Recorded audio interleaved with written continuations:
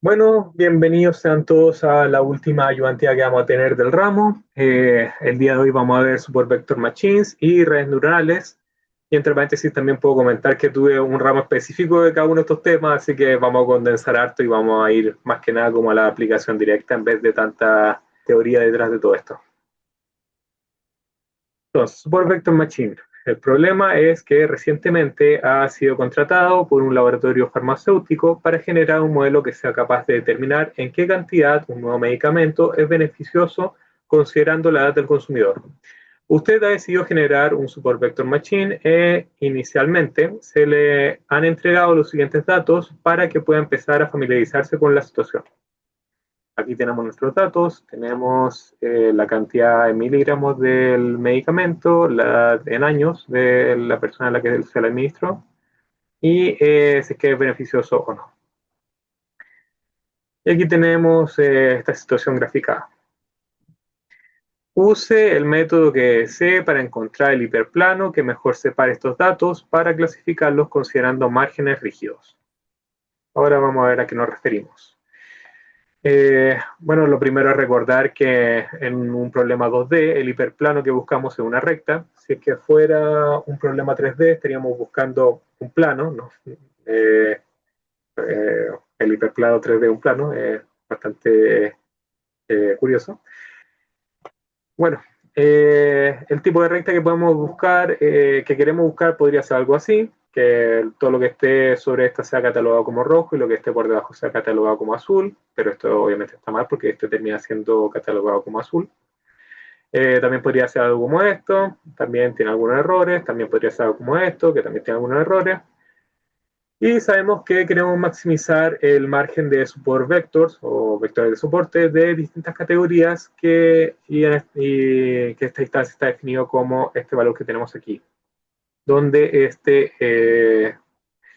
el 2 no vamos a explicar por qué está, pero esto que tenemos aquí abajo es el vector de los parámetros de la recta que generaría del hiperplano prácticamente que formamos para separar nuestros datos.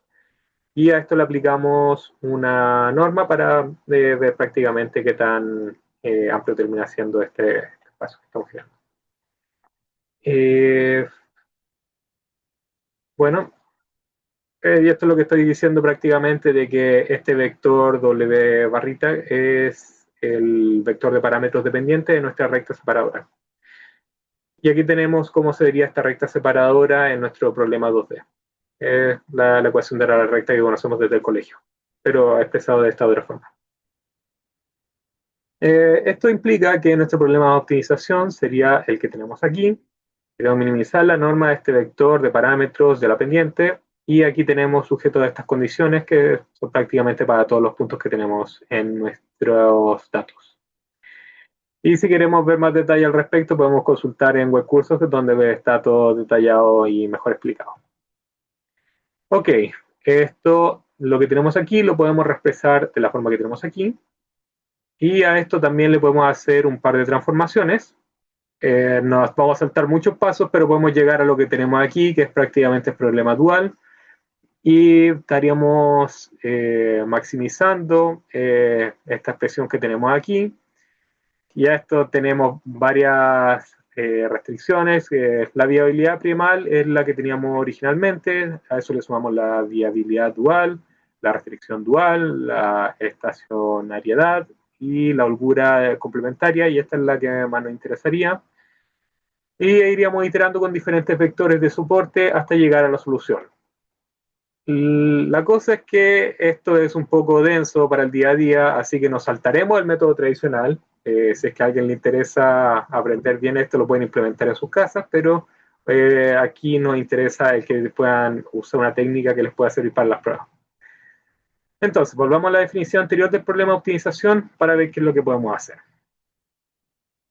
Varios verán esto y podrán notar de que esto sigue siendo un problema de optimización no lineal y nos mencionó algo como esto en los prerequisitos del curso, pero aún podemos hacer un poquito de matemagia para tratar de llevar esto a una expresión más amigable. Aquí podemos ver de que una alternativa que varios podrían considerar es el tema de pasar a esto a prácticamente 4 problemas de optimización lineal distintos. Y aquí sería nada más usar un método como simplex o el solver que nosotros queramos para resolver esto. Y ahí nos entregaría la respectiva solución. Los primeros dos de estos problemas, los primeros dos no son capaces de encontrar soluciones por la orientación de las regiones que fuerzan las restricciones. Y el tercero tampoco nos sirve porque es el cuarto, el único que nos entrega la recta óptima, la cual tenemos expresada de la forma que tenemos aquí. Y al explicitarla hemos completado lo que se nos pidió. El problema es de que no es buena idea usar la versión lineal del problema, ya que no es perfecta y puede que no dé el óptimo global. Por lo mismo, en verdad hay que evitar usarla en el mundo real. Sería como el último recurso en el caso que estemos muy desesperados. Y bueno, también nos podemos pensar que en la prueba no tendremos acceso a un solver y si nos recordamos cómo podemos resolver problemas de optimización lineales, también no nos sirve de nada. ¿Hay algo más que podamos hacer, Jorge? Sí, hay una alternativa más que es útil en este caso, ya que es un problema sencillo, y es resolverlo con geometría. Entonces, tenemos nuestros datos como tenemos aquí, y lo que haremos será prácticamente buscar una recta por fuerza bruta, seleccionando puntos de ambas categorías para que operen como support vectors. Sin embargo, no necesitamos probar todas las combinaciones de puntos. Podemos usar heurísticos como por ejemplo fijarnos en un par de puntos de distintas categorías que sean los más cercanos entre todas las combinaciones. Por ejemplo, nos vamos a fijar en este azul y en este rojo que serían los más cercanos que hay entre todos los puntos de distintas categorías. Ahora podemos usar sus coordenadas para generar una recta del tipo que tenemos aquí. Y usando las siguientes fórmulas clásicas, la fórmula dependiente que habremos visto en el colegio y la fórmula del coeficiente de posición, que también la habremos visto en el colegio, lo cual nos termina generando esta recta verde que pasa por estos dos puntos. Súper. Con esa recta verde tenemos que recordar de que como el margen máximo entre las fronteras de ambas categorías se daría al tener una división perpendicular a la recta que acabamos de encontrar, o sea, la que conecta ambos puntos, ese sería pasarlo así. Ahora debemos emplear las siguientes fórmulas para hallar los parámetros de esta recta que nos sirve para separar los datos. Esto es prácticamente la inversa de la pendiente que teníamos antes. Creo que técnicamente es la inversa negativa. Y este coeficiente de posición es muy similar a lo que teníamos antes, pero aquí estamos reemplazando con esta nueva pendiente de la recta que nos va a servir para separar los datos. Y así termina generándose nuestra recta de separación de datos. Y ahí tenemos las dos rectas, la recta verde y la recta que separa los datos. Y obviamente varios deben estar viendo esto y deben decir, pero estas rectas no son perpendiculares. Y por supuesto que lo son, nada más debemos ajustar la escala del eje Y, tal como podemos ver aquí. Y esto lo digo más que nada como para que siempre estén atentos de la escala en que están nuestros datos, que no los vayan a engañar en la vida. Y bueno, si es que usamos esta división, tenemos esta situación que tenemos aquí, donde dos puntos rojos son categorizados correctamente, todos los azules también son categorizados correctamente, pero aquí tenemos dos rojos que están fallando. Y bueno, dado que esta división es claramente errónea, tendremos que hacer unos cambios respecto a nuestros support vectors. Como estamos fallando con los rojos, añadamos el de abajo para asegurar una frontera que los abarque a todos. O sea, ahora tenemos este rojo aquí y este azul de aquí.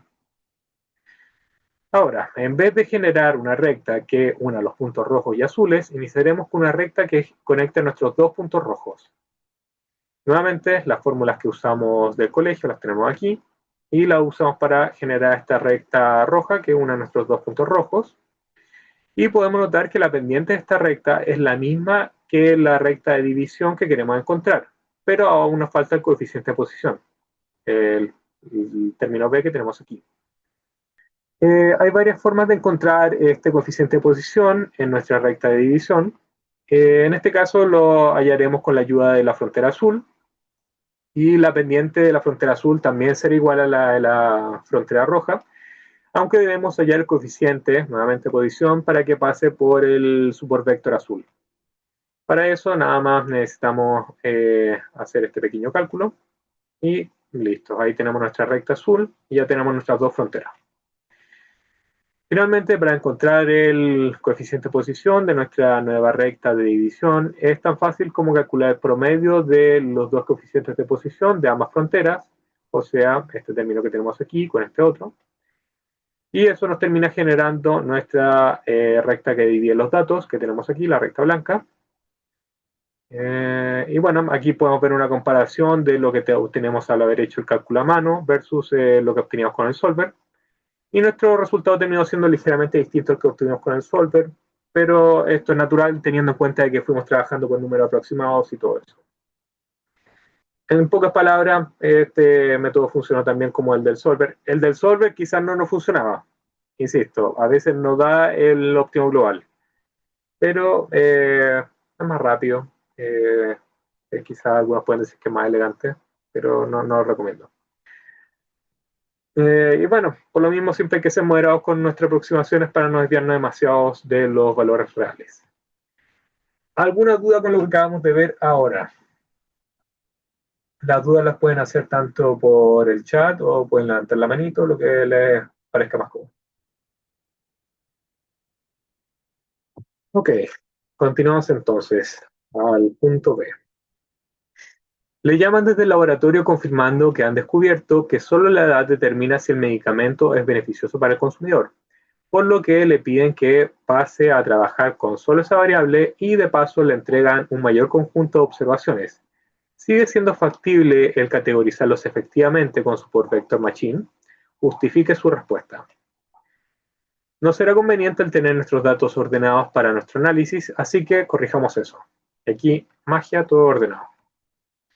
Aquí tenemos una versión gráfica de nuestros datos para poder visualizar el problema. Y varios ya podrán notar de que no hay ningún hiperplano que pueda dividir correctamente este caos. Y efectivamente no podemos dividir apropiadamente los datos en su estado actual. Sin embargo, es común cambiar la dimensionalidad de los datos en Support Vector Machine y hay muchísimas formas de hacer esto. En condiciones normales nos preocuparía la eficiencia y por eso solo queríamos trabajar con una función de kernel. Ya vimos hace ¿cuánto será? Unos 2 meses quizás lo que es una fusión de kernel, pero igual habrán algunos que tendrán la confusión. Podrán pensar como que estamos hablando del kernel de un sistema operativo o el kernel de operaciones convolucionales, pero no es eso. Un pequeño recordatorio es que una función de kernel es una que toma un punto A y otro punto B y nos permite comprobar la relación entre ambos, particularmente el producto punto entre ambos, y en caso de que les queramos, y esto en caso de que les queramos aplicar una transformación de dimensionalidad, digamos, con una función tipo f, pero sin necesidad de aplicarla. Una forma resumida de decir esto es que nuestra función de kernel toma estos dos puntos y es prácticamente aplicar esta transformación f sobre cada uno de ellos y aplicar el producto punto entre los resultados de ambas transformaciones. No solo nos ahorra memoria y tiempo, sino que también permite trabajar evitando transformaciones literalmente imposibles. Por ejemplo, podemos considerar el kernel gaussiano, que es imposible por literalmente aumentar la dimensionalidad infinitamente.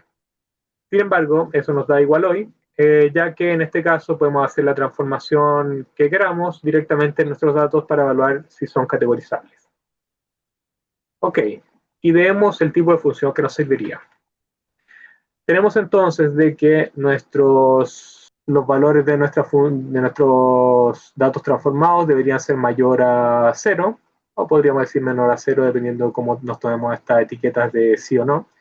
Pero digamos mayor a 0 si es que x está entre prácticamente menos infinito y 28, con 28 incluido, o junto con este otro intervalo de 48 y 52. Y para estos otros intervalos que tenemos aquí, tendría que ser un valor menor a 0.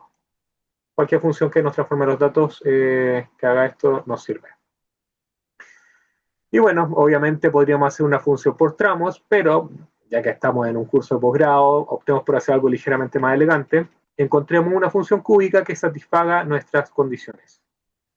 Esta es la expresión básica de una función cúbica. Y esta es la derivada de dicha función cúbica, la cual nos va a servir más adelante.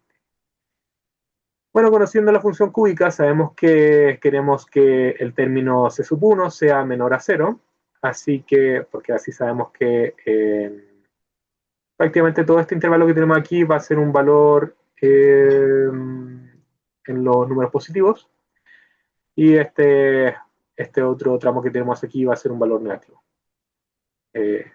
Eso sí es que conocemos cómo es que funciona el C sub 1. Así que la separación que más nos interesa asegurar es la que hay entre el valor 28 y el 30, y por ello podemos decir de que prácticamente al reemplazar x por 29 en nuestra función, que nos termine dando un 0. Eso queremos asegurarnos como condición. Ok, aquí tenemos la información que teníamos antes. Esto es lo mismo que acabo de decir. Y para tener separaciones equidistantes, digamos que también queremos que el x igual a 44 de nuestra función sea igual a 0, al igual que el x igual a 59. Esto implicaría que tanto el 36,5 como el 51,5 serán puntos estacionarios, o sea que evaluados en la derivada de nuestra función serían valores iguales a 0.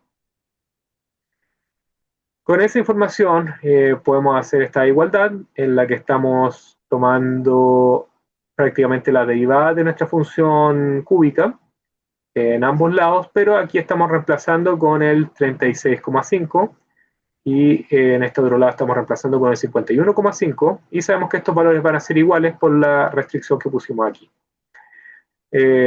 Ahí hacemos nada más un poquito de operaciones y terminamos llegando a esta igualdad que tenemos aquí abajo, donde el C sub 2 va a ser igual a menos 132 de nuestro C sub 1. Si es que no se nota, aquí hicimos el reemplazo, pusimos, en vez de C sub 2, pusimos menos 132 por C sub 1, y lo mismo hicimos el reemplazo en la derivada. Continuando con esta idea, aquí seguimos trabajando con nuestra derivada y tenemos que decir de que este valor tiene que ser igual a 0. Y al ver que lo que podemos despejar, llegamos a que nuestro C sub 3 es igual a este factor por nuestro C sub 1. Nuevamente reemplazamos en nuestra función cúbica y en su derivada. Y aquí, en vez de seguir trabajando con la derivada, tomamos la función cúbica normal y decimos de que en el término 29, que sabemos que es el que queremos que sea un valor igual a 0, terminamos generando la condición de que C sub 4 es igual a este valor por C sub 1.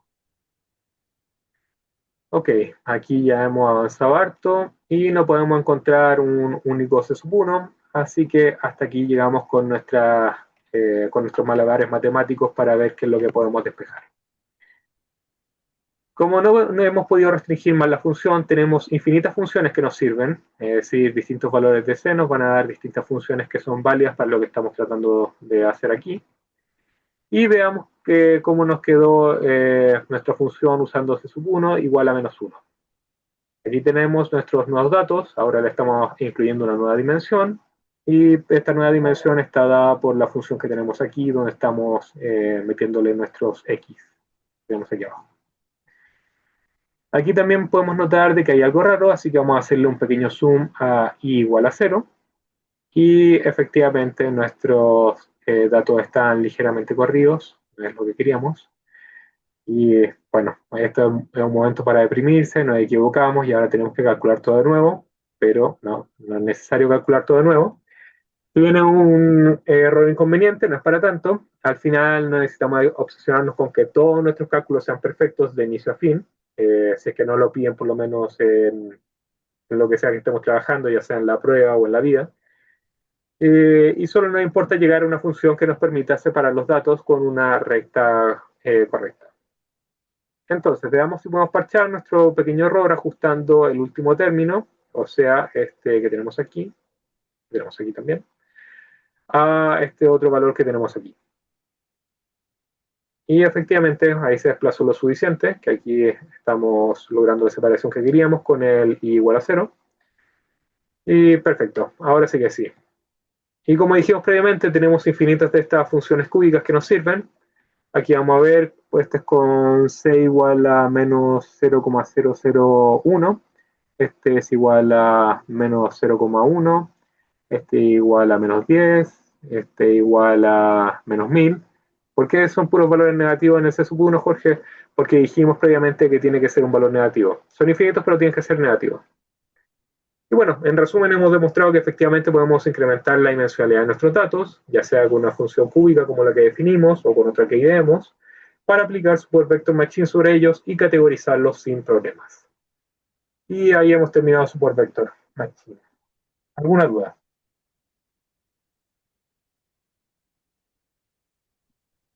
No, nada, todo claro. Ya, entonces pasamos a redes neurales. Tras terminar una visita al cementerio, se encuentra con la sorpresa de que las dos salidas estaban obstaculizadas por 7 zombies y los observa durante un rato notando que se comunican entre ellos y que uno decide a qué lado se mueven todos. Los tres que conservan alguna oreja le indican a los otros tres desde qué salida escuchan ruidos y los últimos tres tratan de convencer al líder de cuál salida conviene rodear. Tras analizar la situación con cuidado, logra representar el comportamiento que ve con la siguiente red neuronal. Aquí cada uno de estos nodos sería una neurona y cada neurona estaría representando un zombie en nuestro problema. Y estas son las puertas prácticamente del cementerio. Adicionalmente, identificó que todas las capas usan una activación de signo. Un valor de 1 indica que el respectivo zombie quiere ir a la salida 1, la puerta que tenemos aquí. Y un valor de menos 1 representa que quieren ir a la salida 2, que es la que tenemos aquí abajo. Ok, reescriba la red neuronal en su forma matricial. Ya. Bueno, iniciamos convirtiendo los pesos en las matrices. Esto es para la primera capa. Podemos notar de que tomamos primero los de la primera neurona, el 1 y el menos 1, y los ponemos en la primera fila. En la segunda fila tenemos los pesos de la segunda neurona, y así hasta haber representado todas nuestras neuronas de la primera capa. Hacemos lo mismo para nuestra segunda capa, lo tenemos en la matriz que tenemos aquí. Y aquí tenemos lo de la última capa, que es prácticamente un puro vector que incluye todos los pesos. También necesitamos la definición formal de nuestras funciones de activación, la cual en este caso recordemos que solo es la función signo y la forma rigurosa de definir esto en una red neuronal es como lo tenemos aquí. Aquí estamos definiendo nuestra matriz genérica y también nuestra función signo. Y decimos que la función de activación phi, que se aplica sobre esta matriz, es la función signo sobre cada uno de los elementos de nuestra matriz original. En caso de que flaqueemos la notación matemática, igual podemos parchar con lenguaje natural, explicando algo como phi de A representa el uso de la función signo sobre cada elemento de la matriz A, siendo que dicha función retorna 1 para valores mayores a 0, 0 para valores iguales a 0 y menos 1 para valores menores a 0. Pero nosotros somos muy secos, así que tenemos la función definida de esa forma. Y antes de ensamblarlo todo en una fórmula, nada más nos falta definir la entrada, lo cual lo vamos a definir así. Aquí recordemos de que las redes neurales pueden operar con múltiples entradas simultáneamente, por eso es que tenemos prácticamente una cantidad indefinida de vectores para las puertas 1 y puerta 2, donde esta primera columna representa los valores de la puerta 1 y esta segunda columna los valores de la puerta 2. Finalmente, digamos que representa nuestra red neuronal artificial y esto termina siendo resumido en la expresión que tenemos aquí. Ok, ¿alguna duda con respecto a cómo es que definimos nuestra red neuronal de forma matemática, de forma matricial? Entonces continuamos. Asumiendo valores de ruido de 0, 0,5 y 1, calcule todos los posibles resultados de su red neuronal. Ok, y aquí tenemos la definición que usamos previamente. Lo único que necesitamos ajustar de nuestra definición es x para que cuente con todas las combinaciones posibles, tal y como tenemos aquí a la derecha. Y ahora debemos calcular el valor de nuestra función en base a la entrada de las combinaciones de la matriz X de forma ordenada. Es decir, tenemos que ir haciendo las operaciones de la expresión que tenemos aquí abajo a la derecha. Y recordemos que el producto matricial se define de la siguiente forma. Esto es nada más en caso de que alguien esté como medio perdido con matrices. Creo que no, pero nunca está de más. Nada más operamos prácticamente todos los elementos de la fila de nuestra matriz A con los de la columna respectiva de la matriz B y hacemos la suma de ellos, como podemos ver aquí. Eso para todos. Ok, entonces, aquí primero hacemos un producto matricial. Tenemos la matriz que tenemos aquí. A esta matriz le aplicamos entonces nuestra función de activación phi, y obtenemos los valores que tenemos en esta matriz de aquí. Nuevamente, otra multiplicación matricial. Tenemos esta otra matriz. A esta matriz le aplicamos otra función de activación. Ahí vamos eliminando, ya nos va quedando poquito. Aquí otro producto matricial, nos queda prácticamente esta matriz que es una pura columna y ya una última activación para obtener los resultados que tenemos aquí a la derecha. Y ahí tenemos todos nuestros resultados ordenados. Prácticamente los de esta observación. La predicción de esta observación está dado en este valor que tenemos aquí, de esta segunda observación con este segundo valor de aquí y así sucesivamente. ¿Alguna duda con qué es lo que acabamos de hacer aquí? Nada más llegamos y aplicamos las definiciones para calcular las predicciones de las entradas que tenemos aquí a la izquierda. Sin dudas. Ok, tienen tiempo para arrepentirse después. Pasando al punto C.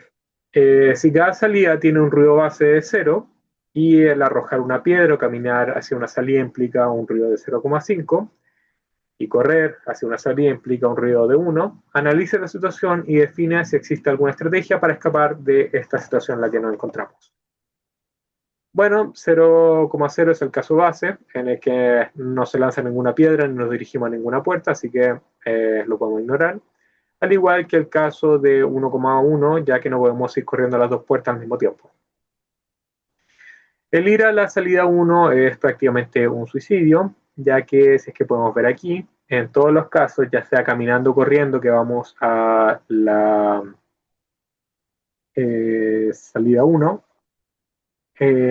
siempre se va a la salida 1 por parte de los zombies, pero podemos escapar por la salida 2, ya sea corriendo o caminando, siempre y cuando lancemos una piedra a la salida 1 para distraer a los zombies. ¿En qué nos basamos para decir esto? Bueno, podemos ver aquí, imaginemos que estos 0,5 representan que estamos tirando la piedra, y este 0,5 es que vamos caminando o vamos corriendo, y esto significa de que a pesar de que estamos yendo a la puerta 2, los zombies se van a la puerta 1. Súper, y ahí hemos escapado. Listo. ¿Dudas con este problema?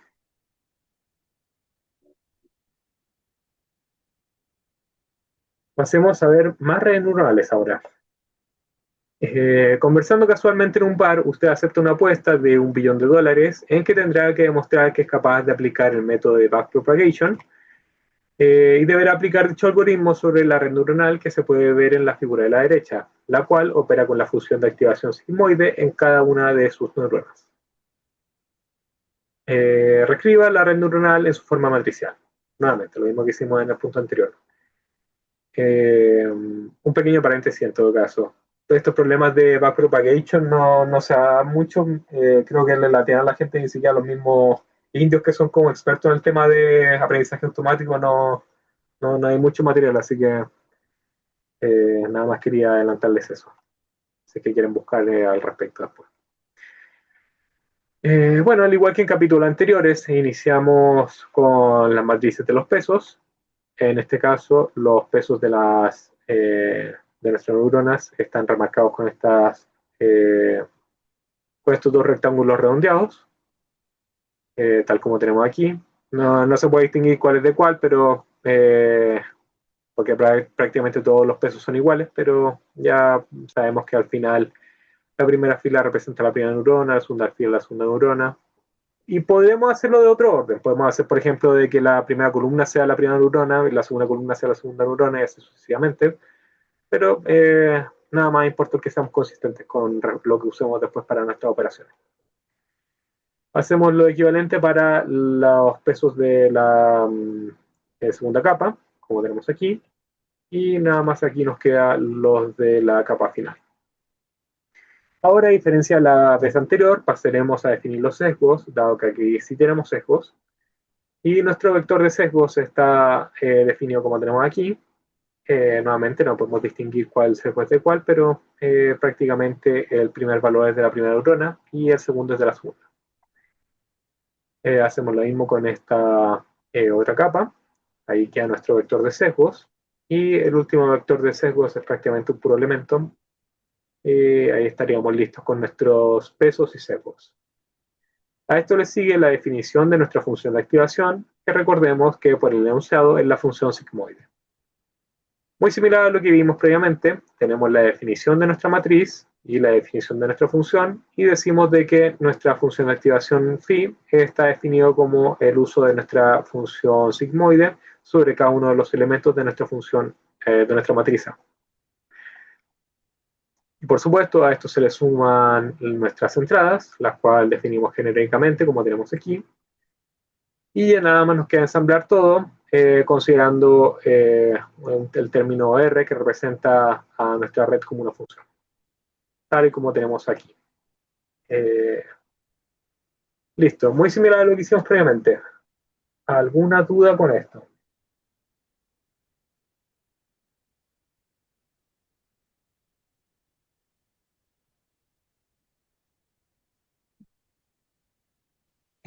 ¿Nos puede explicar así, por ejemplo, el A11, a cuál de las líneas pertenece? Eh, es más aquí que lo tenían grande. Por Eh, ejemplo, el W11, ese que tiene puros unos, pero es el primer uno, el W11, ¿a cuál rama pertenece de la neurona uno? ya, buena pregunta. Aquí prácticamente lo que hacemos es siempre ordenar nuestros pesos de forma de que ya sean las filas representan a las neuronas o las columnas representan a las neuronas. Nada más tenemos que ser consistentes después en cómo estamos haciendo la operación que tenemos aquí en nuestra función R. En Ya, este caso tenemos de que las filas representan a los pesos de cada neurona. En este caso la neurona 1 sería la fila 1. Y esta primera conexión que tenemos aquí arriba entre la variable x sub 1 con nuestra neurona 1 está expresado en el elemento 1,1, el que tenemos aquí, ya, en arriba a la izquierda. sí, El de nuestra variable x sub 2 con la neurona 1 está expresado aquí arriba a la derecha. El de nuestra variable x sub 1 con la neurona 2 está expresado aquí abajo a la izquierda. Y obviamente ya lo único que nos queda es la de la variable x sub 2 con nuestra neurona 2, que es el elemento que tenemos aquí abajo a la derecha. ya. ¿Y eso, S1, S2 y S3, a ¿Mm? dónde aparecen conectados como matrices? Es que aquí lo expresamos como matrices porque en operaciones nos va a servir, pero prácticamente están aquí escritos como expresados de que las conexiones son esos valores, tienen esos Claro, pesos. claro, pero S1, S2, S3 que corresponden a otras neuronas, ¿qué es? Sí, sí, La sí. Estos son los S2, sesgos. Este es el sesgo sub 1, este es el sesgo sub 2, este es el sesgo sub 3. En rigor hay quienes no simbolizan los sesgos y nada más ponen como que viene una conexión desde la nada que le da un peso a las neuronas, pero yo creo que es bueno visualizarlo así, con estos otros nodos de distinto color. Y es como prácticamente de que asumamos de que estas entradas son siempre un valor de 1, el sesgo sub 1 tiene una entrada de 1, o sea que un valor de 1 es multiplicado por el peso que está conectado aquí con la respectiva neurona, y lo mismo aquí. y esos son Eh, los B1, B2, B3, ¿cierto? Correcto. Por eso es que aquí igual nada más llegamos y sumamos, no necesitamos tener ninguna entrada de estos secos. Ah, ya, esos son los secos. Ya, Ujú. fantástico. Y, ya, cuando se genera esa función r de x igual phi de phi de phi de phi, em, ¿cómo es la composición que se realiza en esta Ah, ecuación? bueno. Siempre hay que ir desde prácticamente el inicio de nuestra red neuronal hacia el final. Y aquí entonces iríamos desde lo que está más adentro en nuestra red neuronal hacia lo que está más afuera. Iniciaríamos probablemente entonces definiendo nuestro vector de entradas y lo multiplicaríamos con nuestra matriz de pesos que tenemos aquí de la primera capa. Claro, pero ese Eh, W1 estaba en función de que tú estabas como yéndote como por columna, ¿cierto? O sea, perdón, por fila por la neurona. Entonces uh-huh, ahí hay un traspuesto. Si es que sí. fuese por columna, no iría traspuesto, no No entiendo. sería necesario traspuesto. Esa es la gracia. Ahí cada cual puede definirlo como uno quiera. Pero por lo Lo que, si es que tocamos. no mal recuerdo, esta es como la forma convencional de expresarlo. ¿Por qué? No sé, pero Ah, ya. eh, supongo que es como más ordenado el quizás visualizarlo como filas los pesos, pero Ya, no te entonces mejor lo sabría decir. hacemos así para no inventar cosas y de equivocarnos. Ya, No, pero pueden hacerlo como quieran. Si es que quieren definir los pesos de las neuronas como columna, nada más, quizás bueno poner un paréntesis como el decir, sí, independiente de cuál de las dos opciones hagan, la prueba si es que tienen que hacer una cosa como este estilo, por lo menos mencionen, pues, en caso que se hayan equivocado con incluir un valor, mencionen de que las filas representan los pesos de las neuronas o las columnas representan los pesos de una misma neurona, algo así. ya, muchas gracias. Sí, no hay de qué. Y anímense a hacer preguntas, están en el momento. Recuerden que es la última ayudantía, es la última oportunidad. Chan, chan. Bueno, calculen la salida para las observaciones 0,0 y 1,9. El primer paso es redefinir nuestras entradas X con nuestras observaciones, tal y como tenemos aquí. Aquí cada una de las filas representa cada una de nuestras entradas. Por eso es que aquí tenemos la primera fila que es valor 0,0 y la segunda fila es 1,9. Ahora reemplazamos los valores de nuestra función r de x y empezamos a computar. Muy similar a como hicimos antes. Eh, Aquí lo vamos a ver un poquito más ordenado. Primero el producto matricial, tal y como tenemos aquí, obtenemos estos resultados. Luego hacemos la suma prácticamente por cada elemento. Esto es Este primer elemento de nuestro vector se suma a cada uno de los elementos en la primera columna y este segundo elemento es sumado a todos los elementos de la segunda columna. Nos dan los mismos valores porque son los mismos secos y estas eran las mismas columnas, pero son términos distintos, tengan eso en mente. Aquí entonces aplicamos nuestra función de activación, lo cual nos da los valores que tenemos aquí. A esto le aplicamos otro producto matricial, como tenemos aquí. Eh, Sumamos los secos de la siguiente capa, como podemos ver aquí. Aquí otra función de activación, nos da la matriz que tenemos aquí. Nuevamente un producto matricial, este es el resultado que tenemos aquí. Y ya vamos llegando al final, una suma de secos. Nuevamente, este término se suman todos los valores de esta columna, que es la unidad que queda, lo cual nos da los valores que tenemos aquí. Y ya nada más nos queda la función de activación que nos termina dando la matriz que es prácticamente una pura columna que tenemos ahí abajo. Eh, Súper. Ahí entonces tenemos en Disculpa, nuestro resultado aproximado. y eso que Rx sea de una fila, perdón, dos filas y una columna es porque son dos, dos neuronas? No, no, No es sé. porque son dos observaciones las que nos están dando. Ah, ya, ya, ok. Recordemos que igual siempre nos va a dar ordenado. La primera La predicción de la primera fila es el primer valor que tenemos aquí, la predicción de la segunda fila es el segundo valor que tenemos aquí, y así sucesivamente.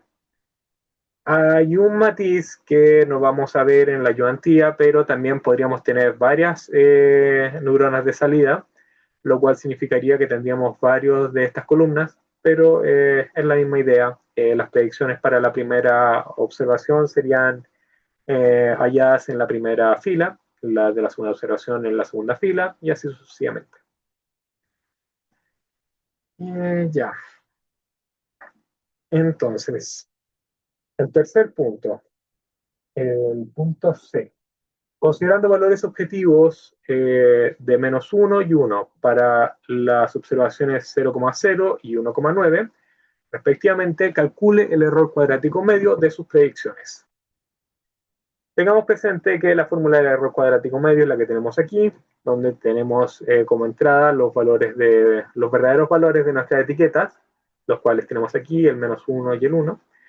Y aquí tenemos las predicciones que haría nuestro modelo, en este caso son los que tenemos aquí, y aquí tenemos cómo operamos esto. Para los valores reales que tenemos aquí a la izquierda y nuestras predicciones que tenemos aquí a la derecha, nuestro error cuadrático medio se calcularía como podemos ver aquí, y esto se aproxima a esto de aquí, y llegamos finalmente a este valor que tenemos aproximado a la derecha. Ya. Y no, supongo que no hay dudas con respecto a esto. Esto yo creo que es lo más directo que hemos visto de redes neurales hasta ahora. Porque igual es como lo más generalizado respecto a lo que se hace con otros modelos de aprendizaje automático. Ahora llegamos a la parte buena. Aplique backpropagation para ajustar el parámetro en la posición 1,1 de la matriz de pesos W sub 2, empleando una tasa de aprendizaje de 0,1. ¿De qué está hablando Jorge? Vamos a ver. Prácticamente queremos ajustar el peso que tenemos aquí. La idea de backpropagation es que buscamos ajustar nuestros parámetros de forma que el error se reduzca. El error siendo el valor que tenemos aquí, pero podríamos tener otro error dependiendo de la función que hayamos usado. Y de cálculo diferencial recordaremos que la derivada parcial nos indica cómo cambia una función en base al cambio de la respectiva variable que está siendo usada para derivar la función. Y en cálculo multivariable aprendimos que el gradiente es una generalización de las derivadas de forma que se aplica en todas las variables de la respectiva función. Por lo tanto, podemos interpretar nuestro ajuste de la siguiente forma. Tenemos entonces de que nuestro nuevo parámetro ajustado, nuestro vector de parámetros ajustados va a ser igual a nuestros parámetros originales, menos un término alfa, que vamos a hablar de él en breve, multiplicado por el gradiente de prácticamente nuestra pérdida, considerando los parámetros que tenemos actualmente. Y si no nos hubieran dicho que debemos usar específicamente backpropagation, pudimos haber recurrido al método de Newton para hacer la optimización, reemplazando el término alfa por la inversa de nuestro hessiano de la función de pérdida, pero eso es totalmente irrelevante. ¿Por qué pusimos ahí? No. Ya que nos entregaron la tasa de aprendizaje, la podemos incluir en nuestra fórmula, y así quedaría entonces lo que tenemos para actualizar nuestros parámetros de la red neuronal que tenemos aquí arriba a la derecha. Ahora podríamos calcular el gradiente, pero estaríamos trabajando con prácticamente 15 derivadas parciales, y eso es como un asco. Y tampoco es como que necesitamos distraernos con todos los parámetros, así que mejor focalizaríamos la búsqueda. Aquí vamos a decir explícitamente, solo queremos aquí, lo queremos actualizar. Por ello, vamos a cambiar lo que teníamos previamente. Aquí estamos diciendo claramente, queremos actualizar el término 1,1 de nuestra matriz de parámetros W sub 2. Y aquí tenemos prácticamente muy similar a lo que teníamos antes, pero ahora mucho más focalizado, mucho más amigable. Y ahora sí, pongámonos a derivar. Por regla de la cadena, tenemos de que la derivada de la función de pérdida, considerando nuestros respectivos parámetros que tenemos actualmente, en base al parámetro 1,1 de nuestra matriz de pesos W sub 2, es igual a esta cadena de derivadas que tenemos aquí. Eso nos acordamos todos, yo creo que es de... ¿cuál era? Era cálculo diferencial, supongo.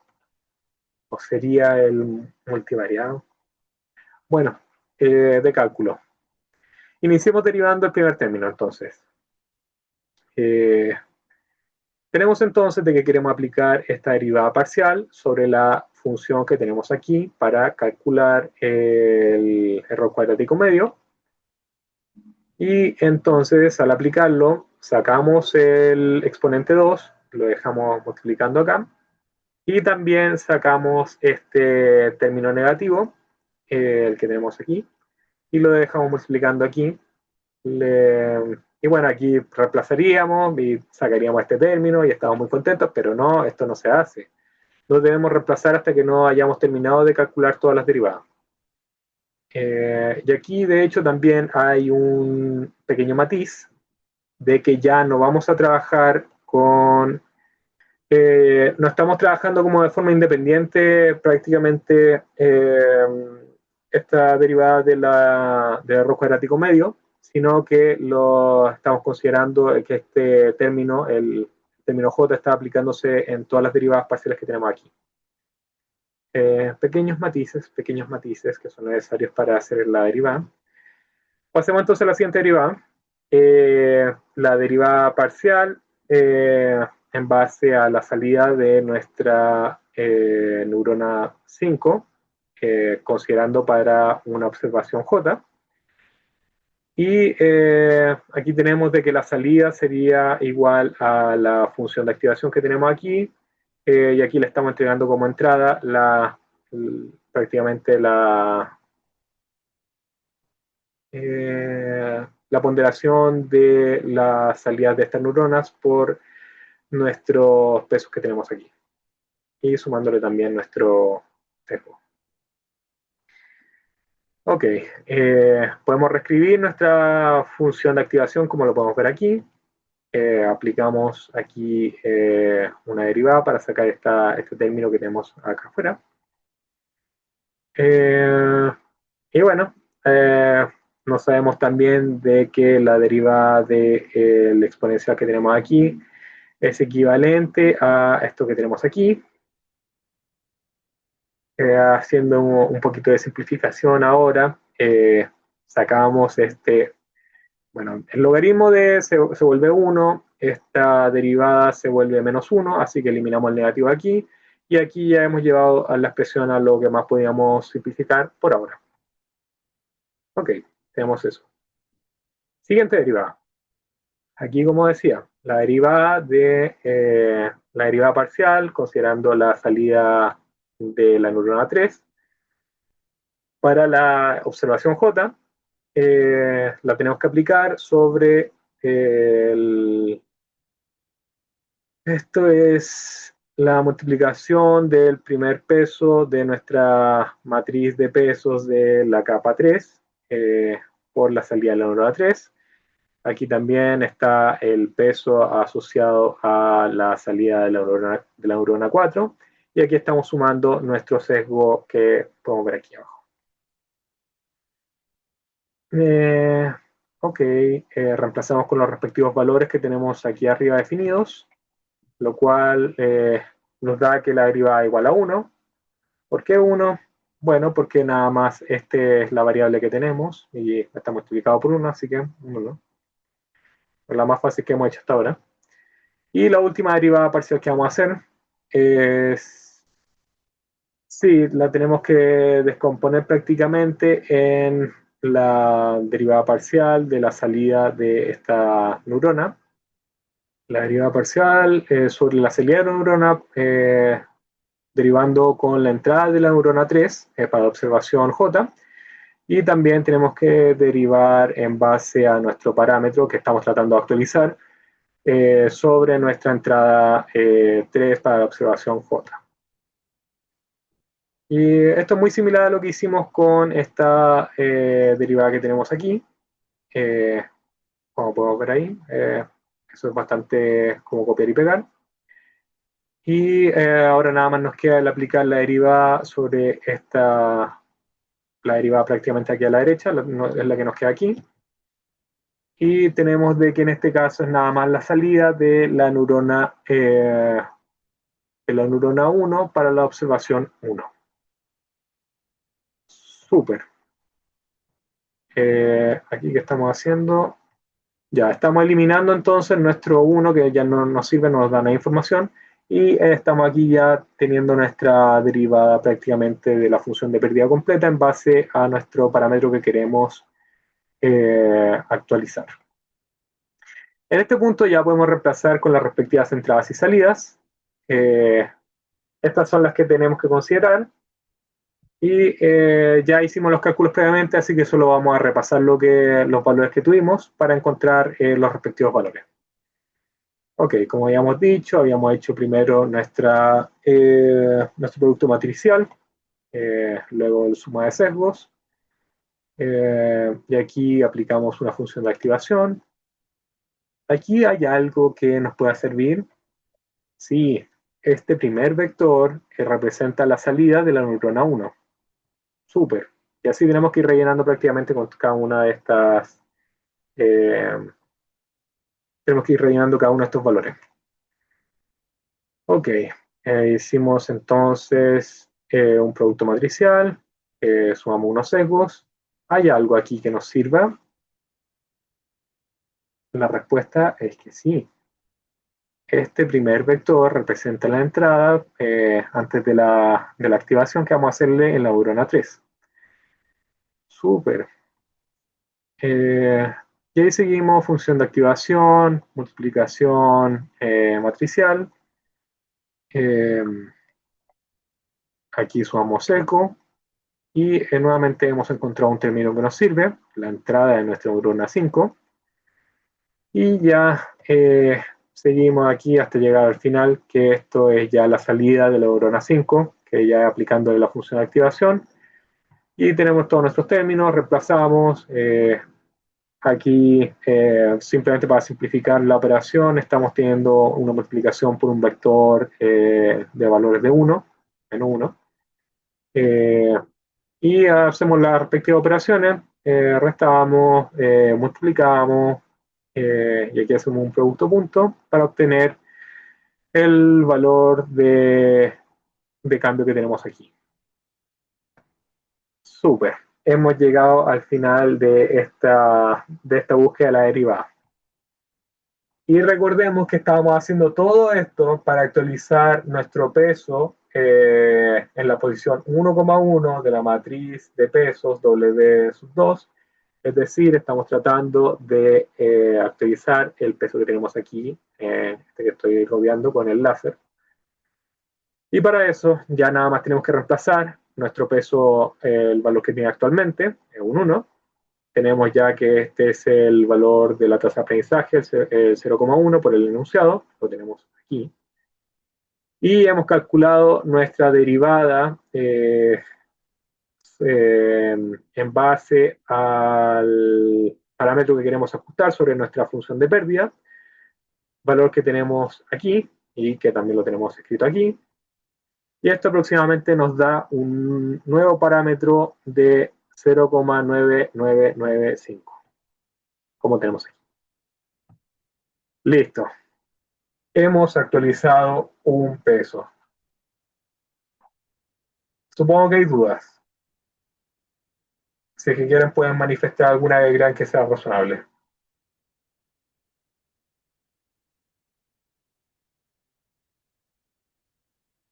Si es de derivada se lo pueden saltar. Eso es nada más practicarlo. Pero con respecto al proceso, con respecto a la lógica, con respecto quizás a por qué es que no hicimos todas las derivadas de todos los parámetros. Recordemos que lo hicimos igual porque no queremos actualizar todos los parámetros, solo queríamos actualizar este único parámetro de aquí. Una pregunta, ¿ese peso a qué corresponde? ¿Otra vez? Este de ¿Qué aquí punto? es, Sí. de hecho aquí lo vamos a ver, es el valor actualizado que tenemos Ah, ya. para nuestra nueva matriz de peso. Ay, tenemos que hacerlo con todas. Si es que no nos piden el enunciado, no. Y yo recomiendo que si es que no nos piden, no lo hagamos. Pero Mm, un paréntesis también que puedo remarcar es que al final las implementaciones como TensorFlow o PyTorch hacen ciertos trucos para hacer esto todo mucho más eficiente, como que dejan guardadas las derivadas. Se pueden también prácticamente reciclar ciertos términos, ciertos valores, así que todo tiene sentido cuando uno lo implementa. El hacerlo a mano es ridículo, pero en los computadores queda de para banana. Ok, recuerden, si es que tienen dudas se pueden arrepentir al final y hacerlas todas. Finalmente, para demostrar la mejora de su modelo, calcule el nuevo error cuadrático medio y compárelo con el error cuadrático medio antiguo. Vamos de nuevo, ya se la saben. Vamos a hacer el producto matricial, vamos a hacer la suma de los sesgos, vamos a aplicar la función de activación, vamos a hacer otra producto matricial, suma de sesgos, función de activación, eh, producto matricial, suma de sesgos, función de activación. Y aquí ya hemos llegado a nuestras predicciones. Quien tiene un ojo rápido podrá notar de que estos valores están siendo iguales a los que tenemos aquí arriba en nuestro error cuadrático medio anterior. Y aquí ya podemos decir que todo fue en vano, la red neuronal está maldita y nuestro cambio no sirvió para nada. Pero no, hay que mantener la mente fría, no hay que caer en la desesperación. Lo que pasa es que nuestro cambio fue tan pequeño que el efecto termina desapareciendo al hacer nuestras aproximaciones de 4 decimales. Sin embargo, cuando hacemos nuestros cálculos sin redondear, tenemos que nuestro error cuadrático medio antiguo es el valor que tenemos aquí, y nuestro error cuadrático medio es este valor que tenemos aquí. Eh, a ver, hasta los últimos 3 valores son distintos, y podemos notar de que este término es más grande que, ligeramente, más grande que el término nuevo que tenemos aquí, así que hemos reducido el error cuadrático medio y hemos demostrado la efectividad de este método, hemos ajustado los valores y hemos reducido el error cuadrático medio, o sea, la función de pérdida, y todo calza, todo espectacular. Eso era lo que tenía para mostrar respecto a este problema de backpropagation. Eh, Ahora sí, alguien que se haya guardado una duda o que creía que se le iba a aclarar después, si es que no se lo aclaró, puede intentar aclararlo ahora. También lo pueden aclarar después por su cuenta, pero quizás prefieran conversarlo ahora. En especial considerando de que vamos bien de tiempo.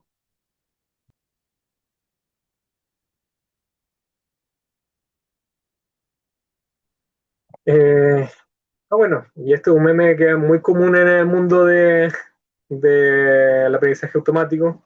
Eh, bueno, yo lo voy a leer. Así que este es tu modelo de aprendizaje automático. Efectivamente, nada más introduces tus datos en esta gran pila de álgebra lineal y colectas tus respuestas por el otro lado. ¿Y qué pasa si están mal? En ese caso, solo debes revolver todo hasta que se empiecen a ver bien.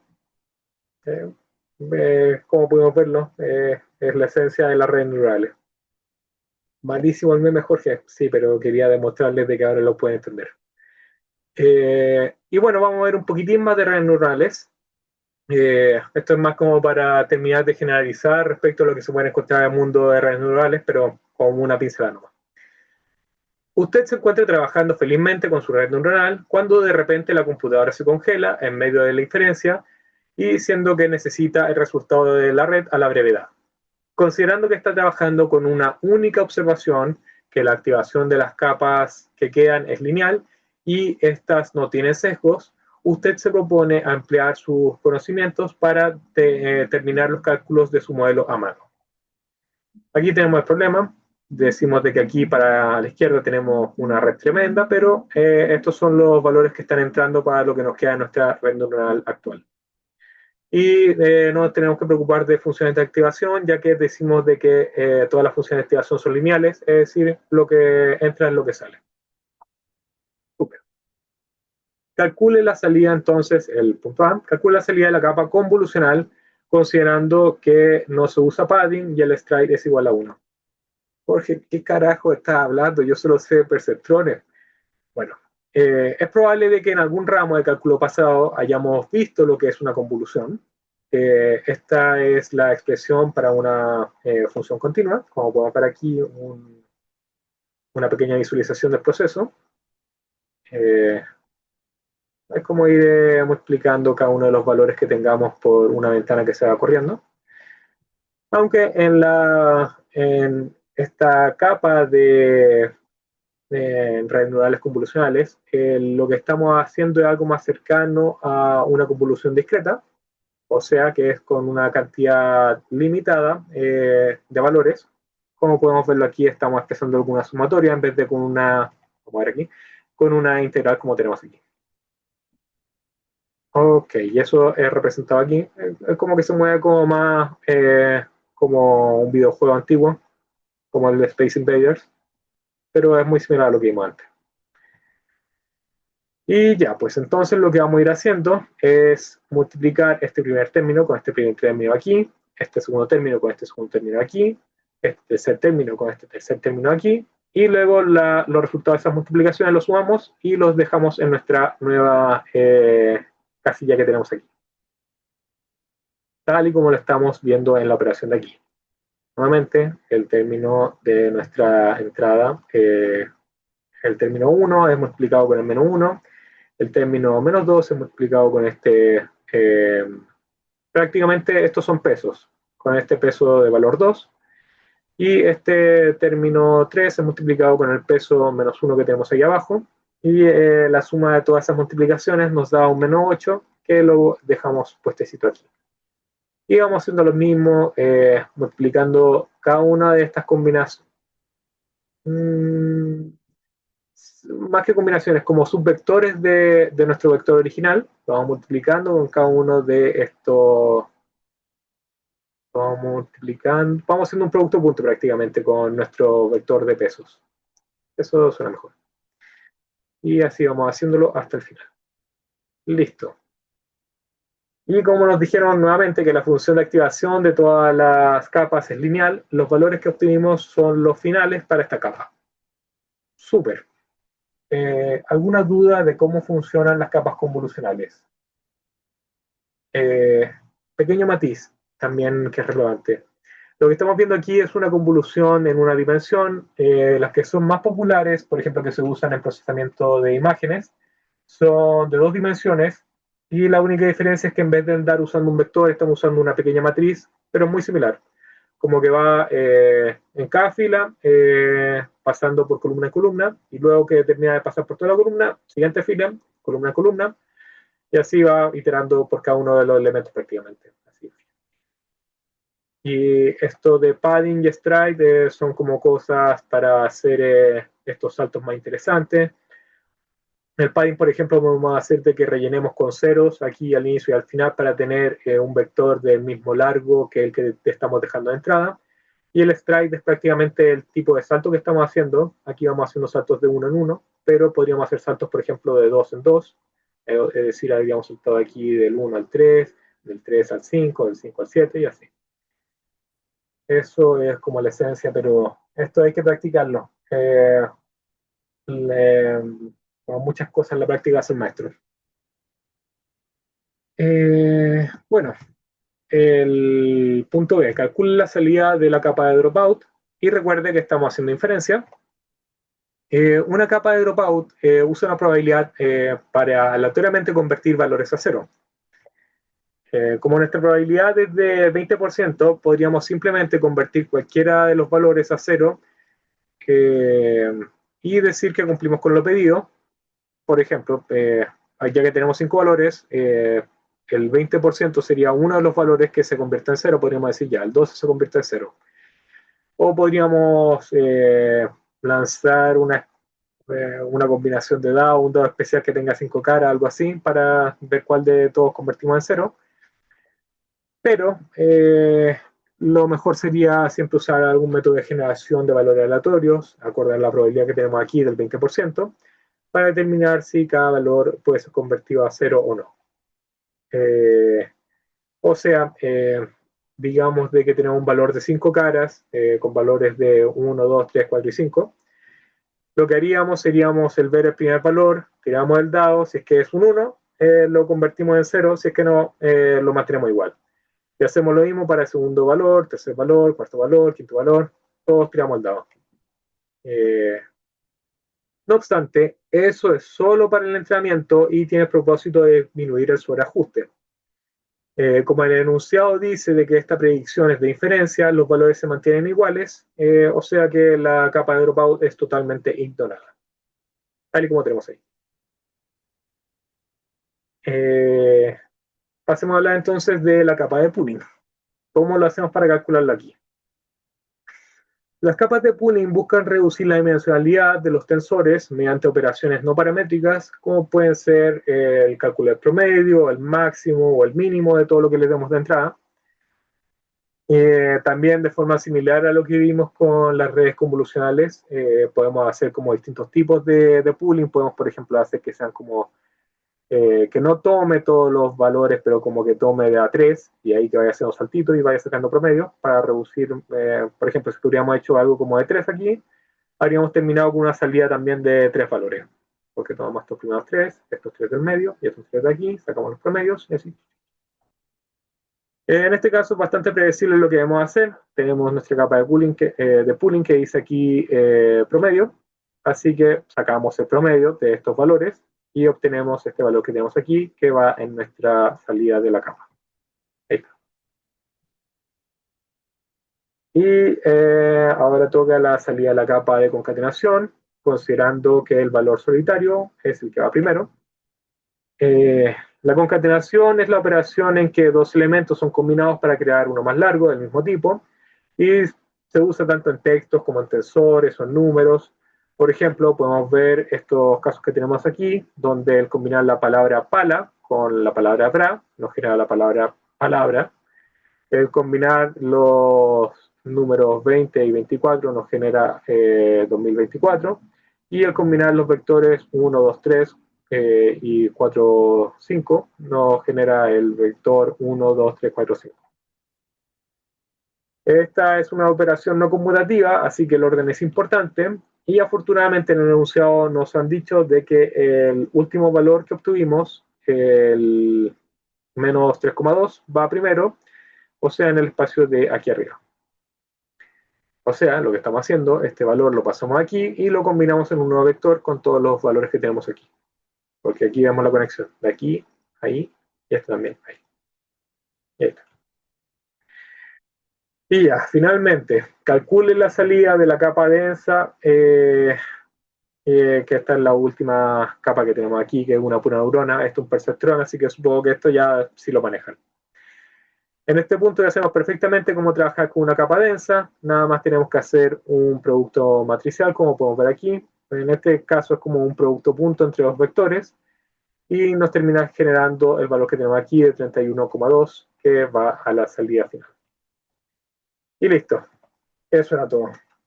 Ya les he enseñado el camino. ¿Están listos para aplicar los conocimientos en el mundo real?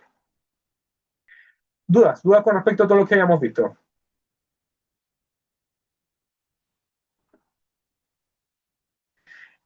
Bueno, ya si es que no tienen dudas respecto a la ayudantía, voy a detener la grabación para que puedan hacer sus otras dudas de otra índole. Gracias a todos por haber participado. Y bueno, mucha suerte con todo.